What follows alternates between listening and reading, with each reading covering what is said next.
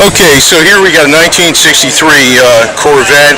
So, basically the first year of this type of style. You see the 67 here, 63 over here. This is the original owner. He had it for 47 years. It's a 327, 250 horsepower. Good handling car because it's got the small block in here. It's a little lighter. Not too much nose weight up here in the front of the nose. Original style type of hubcaps and all that. Black interior. And of course the rain been coming down. You notice how there's your trunk in there. Fold away.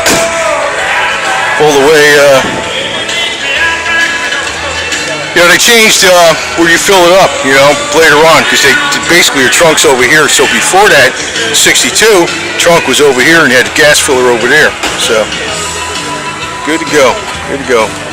But they never really. I tell you the truth, they should have just kept making these body style forever, to tell you the truth, for at least 20 years, in my opinion. I don't think they improved nothing in 68, 69.